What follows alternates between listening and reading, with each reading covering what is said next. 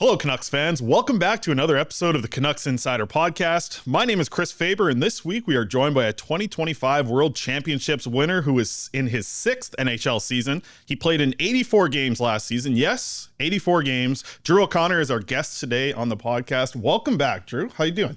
I'm doing well. How are you? Good, man. I got to start with something from the last podcast. You told me that you were doing a 6-week cooking course in the offseason because we chatted right at the end of the year last time you were on. Walk me through this 6-week process. Is this like 5 days a week? Is this once a week? Like how intense are we talking for a 6-week cooking class? Not every day. No, it was a once a week for 6 weeks. But yeah, it was honestly, it was pretty cool. I learned some stuff, but yeah, it's just something I've tried to get better at over the years, doing a little cooking, but it was cool. Like we would go in, it was like a 12-person class, I think. So you'd go in, you'd learn a few things, and then everyone would kind of cook a dish, and then you'd eat it all at the end. So something to do to fill the time a little bit in the summer. But yeah, glad I did it. That's awesome. Anything stick out that you were like, I had no idea about this, and then you kind of learned something in the kitchen, or what? No, honestly, the biggest thing was learning how to chop stuff. Like like I always cut my fingers when I'm chopping, like especially like sweet potatoes. I don't know, seem to always get me for some reason. They're my kryptonite, but that was the biggest thing I'll take away from it, I think, was learning how to cut stuff the right way.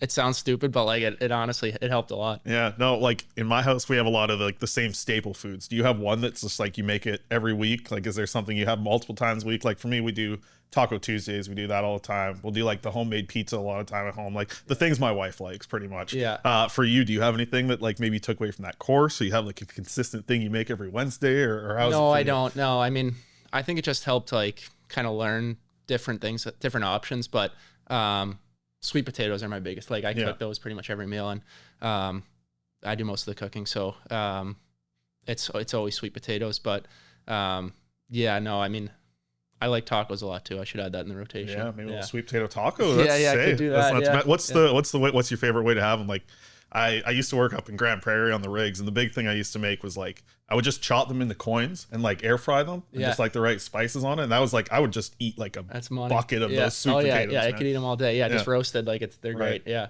Okay, we'll get off the cooking a little bit here. We'll talk a little hockey since we got Drew O'Connor here on the podcast. Okay. Your World Championship win. How cool is that looking back? I mean, you got a little bit of time in Europe and playing with a couple guys like you knew, obviously Connor, and you didn't. I guess you knew Kevin Dean a little bit. Maybe didn't know he was the coach at the time, but like, what was it like just looking back at that experience now and getting a chance to win gold with USA?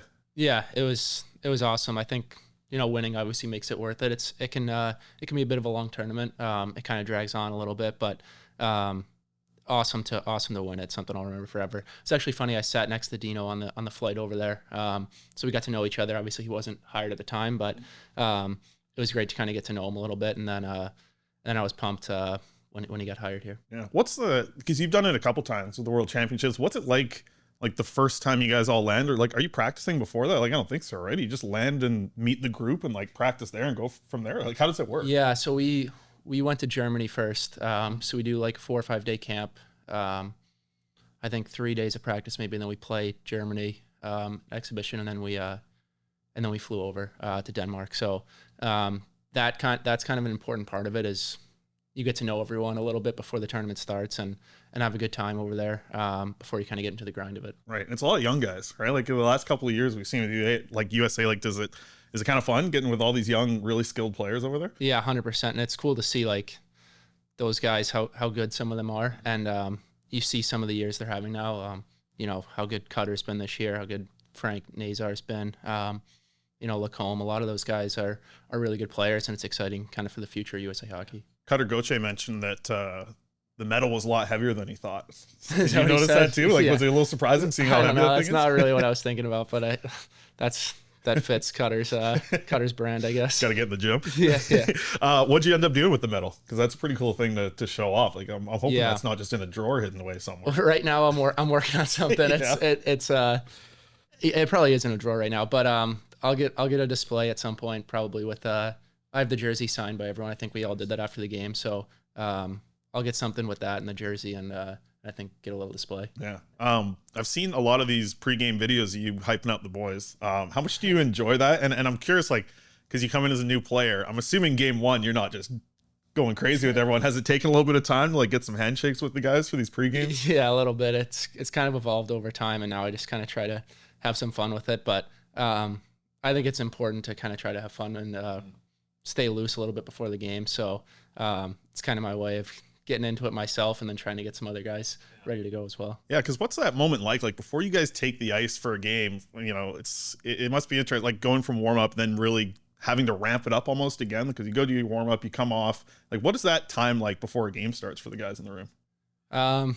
Yeah, everyone's a little different. Like some guys are really quiet, some guys are kind of focusing in. I mean, everyone's focused obviously, but I think there's different ways of kind of getting yourself ready. Some guys like to stay loose and joke around kind of between warm-ups and going on the ice, and others are a little more quiet and thinking kind of. But yeah, everyone gets into it in different ways, and I think for me, I think it's kind of about staying a little loose and try not to put too much pressure on myself. Yeah, you've got the 43rd longest active streak right now in the NHL for games played. You've played 130 consecutive games. We talked about the 84 in a row last year. Where do you give credit to that? Because, I mean, that's a difficult thing to do. And obviously we've seen Brent Burns like 950. So he's got the magic sauce. But like you're working on it too. 43rd longest in the league is pretty impressive. What do you give credit to that, to being able to stay healthy and be in all these games? Yeah, I mean, I think some of it's obviously good fortune of not being injured. But I think a lot of that comes with preparation and kind of how you approach the off season. And I think I do a good job in the off season of kind of building that base and making sure that my body's feeling really good coming into the year. So yeah, fortunately it's been a good run, but like you said, there's a lot of guys with a lot longer game streaks than that. So hopefully I can kind of keep that going. Yeah, no, I think you're chasing Jake DeBrusk anyways. He's got a couple games on you right now, yeah. but he didn't play 84 last year like you. No, So I mean, that's right. a big difference. Yeah. The way your season started, looked like you were playing your game, but you weren't really getting a lot of the results from it. Like I think it was just 1 assist in your first 11 games. But a lot of the guys were saying like you had it coming all year, and now you've been scoring a lot lately. In those first 11 games, like how do you mentally go through that when you just like aren't getting the results? Specifically in like terms of goals and assists, 'cause I feel like you probably finish a shift and you're like, I had a good shift that game, but like no goals and assists are coming. How do you kind of go through that in the first 11 games? Yeah, it's difficult. I mean, especially as forwards, you kind of get judged a lot based on your production. So when those points aren't coming, it can be frustrating. And I thought the first few games I started a little bit slow, but I thought after that, the next 7-8 games after that, I was kind of doing a lot of things right, and I felt pretty good about my game. And I think trying to stay level-headed was the biggest thing, because the more frustrated you get with it when it's not coming, you can kind of dig yourself into a bit of a hole. And I think it's something I've gone through in the past, where I think my approach is a little bit better now with it, of just focusing on the process a little bit. And over time, if you keep getting those looks, it's going to go in eventually. You're going to collect those points. So I think for me, like it's about just kind of staying level-headed, not worrying too much about those points, but more worrying about what else am I bringing to the table. Because I think you mentioned it last time you were on the podcast that it was something you wanted to work on in the offseason, was like finding that consistency. And I think you mentioned reading some books or even seeking some outside help to just talk to somebody about it. Did you do any of that this summer? Like kind of get in that mindset? Because I feel like you can go on the ice, you can work, you can be in the gym, but that's not like necessarily going to guarantee consistency. I feel like that's the mental side, right? Like how did you think you handled that this summer in terms of working on it? Yeah, I think it was definitely more of a focus. And I think there's different ways you can work on it throughout the summer. I think there's always opportunities to work on your mental side of the game. So I think it's a combination of, one, a lot of video and doing video work, watching your shifts, things like that. And then also your approach of staying kind of balanced throughout the game. I think for me, like a big thing is after a bad shift, after something doesn't go well, how do you approach the next shift? And getting yourself into that mindset of not worrying too much about mistakes, not letting mistakes compile. I think that can be kind of a tricky part, is you don't want to follow a mistake with another. So I think just kind of going into each shift with a clean slate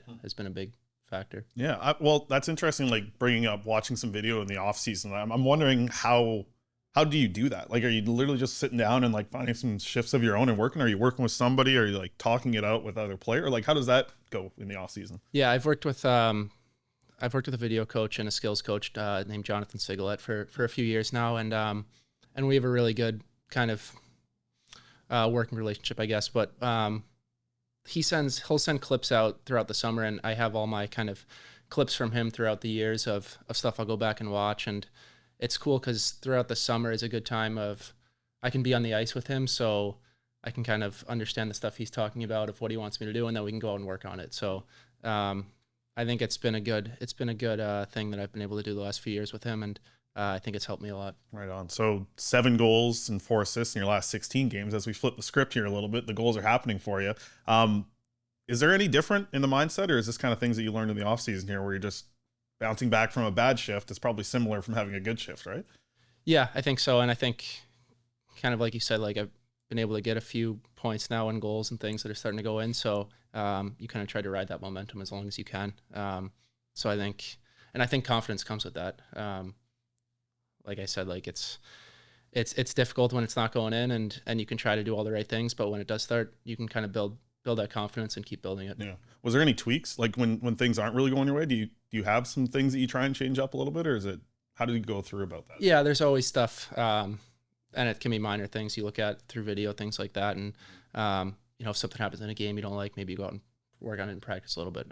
So there's always ways to kind of continue to try to improve. Yeah. What's like, you're a guy that I've seen out, you stay late after practice a lot, work with guys specifically. And, I was talking to Jason Krog about this, about how there's certain times where a player approaches a coach or the coach will approach a player. What do you like about that relationship? Because I see you with coaches a lot after practice, working on like some things that are very specific, whether it's just like, it almost looks like you're making like a 3-foot pass with like a little bit of puck movement and just little things like that. Like, what do you like about getting a chance to have these coaches and work with them for that extra work? It's been great. Yeah, we have a lot of our whole coaching staff is great with that, and a lot of them want to stay on and help you out and work with you. And whether it's Krog or Younger, the Sedins are out there a ton, even Max. So it's great working with those guys. And I think especially this year with limited practice time, it's important to try to get those kind of puck touches and feel good about your game going into the game. So it's difficult to find those windows just because of how many games we've played. So I think that's an important thing to do. Yeah. How much are you realizing that, like, this far into the season, right? Like, I'm sure you guys knew going in, like, it's going to be a condensed season. And practice is going to be tough to get all the time in there, but like, how much have you noticed it really, like, up to this point? Yeah, I've noticed it. Yeah. It's felt like a lot of games, but at the same time, like I enjoy, like, I mean, the best part of what we do is playing games. It's the most fun thing. So, I'm not going to be too upset about more games, a little less practice, I guess. Just like playing hockey. Yeah, exactly. You're a guy also who's moved up and down the lineup quite a bit. We see in the top 6 at times, bottom 6, all over the place, and being able to play like both parts of the wing as well. What do you think's the most important before you like head into a game? You have a new line. What's the most important thing about what do you want to establish with that trio going into that game? Like, I'm curious, is there something you guys talk about? I feel like it's happened to you a lot this year. You've moved around a decent amount in the lineup. Yeah. I think you kind of learn as you go of how different guys play. And you try to communicate that. But I think the most important thing that anyone can do when they're switching lines is not play outside themselves and do the things that make you a good player, right? So we all have attributes that make us an NHL player. That's why we're all here. So I think the important thing is playing to those strengths and not trying to change your game based on who you're playing with. Yeah, no, that's interesting, right? Like, see, like, you guys are quite aware, obviously, what the big strengths are of, like, when a player on your team, you see them practice all the time. So it must be almost like exciting a little bit when you know that you're having like a new line, maybe because you know the strengths that they have, and then trying to like find that fit must be kind of fun when you're out in the game and actually battling somebody in there. Yeah, 100%. Like, you want to build that chemistry with guys and play with the same guys, kind of. But sometimes things change, and that's just how the game goes with injuries, things like that. You're always going to play with different players. So it's important to kind of find those strengths with everyone. The most consistent guy you've played with is Aatu Räty this season. What do you think about his game, the way he's grown, especially such a young guy in this league? Yeah, I think he's progressed really well, especially this year. And he's such a solid player and so reliable, and obviously really good with faceoffs. And it's been fun playing with him. I think you can kind of see him getting better throughout the season and even the end of the season last year. So I think we've had some good chemistry together, and I think we've played kind of sound defensive hockey and then some offense on top of that. Mm-hmm. What do you think about when he flips a stick and goes that right-handed face-off? Like, you don't see that a lot in the NHL. I know, but he wins them, so he can do it however he wants. But it's tough. Like, I've tried it a couple times in practice just to see, and it's not easy. So I give him a lot of credit for being able to do that. No, and it's interesting to watch a player just like add a skill like that.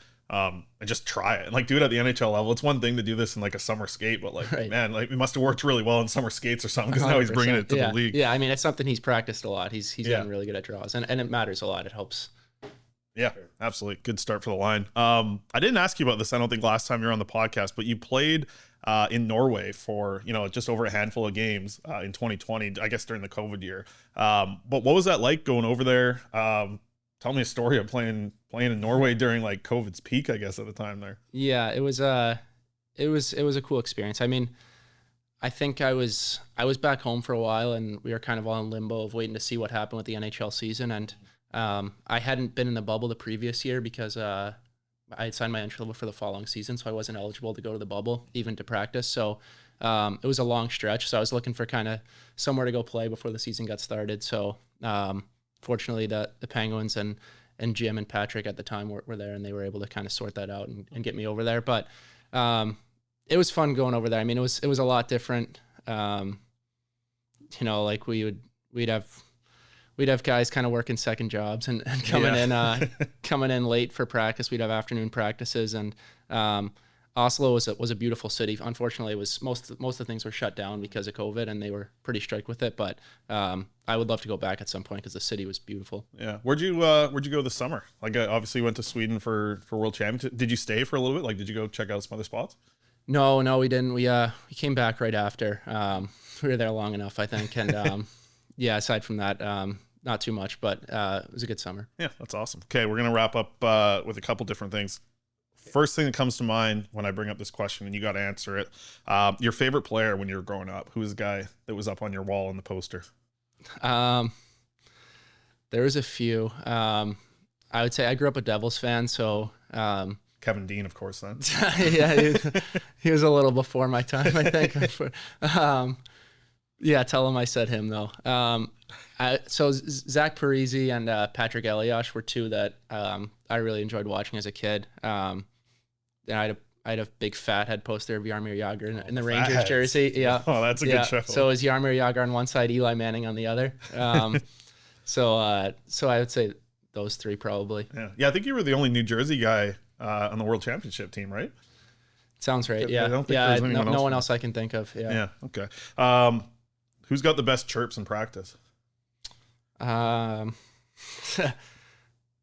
don't know. In practice, I don't know who's running their mouth in practice a lot. I would say Woody probably talks. JD talks a lot in practice. I would say JD. Okay, because I've heard he might be the worst sometimes. Yeah, well, most volume. I don't know if they're the best. Yeah, okay, we'll go volume next time. Yeah. Who do you think is the best dressed? Who's got the best walk-ins? I'm gonna say P.O.'s got some good clothes. Yeah, I like P.O. style. What's it been like this year? Like being able to get out of the suit a little bit. Like, do you have some fun with it? Do you think on your walk-ins? Yeah. I mean, I like not having to wear a suit. I'm not too into fashion or anything, but so I'm not the guy that's gonna be able to give you the crazy outfits. But yeah, it's been cool, and I think guys are getting into it more and more throughout the season and getting more comfortable with it, I think. So it's cool. Yeah, I think when Jake was on, he said it was like whatever's clean right now, and now he's getting exposed for wearing the same outfit too many times. Yeah. What about you got a chance to be in Vancouver for a while now? What's been a favorite like cheat meal spot? Do you have something that you really enjoy going out for? Yeah, cheat meal. I don't know. One of my favorite things to do is go over to Granville Island. Nice. Yeah.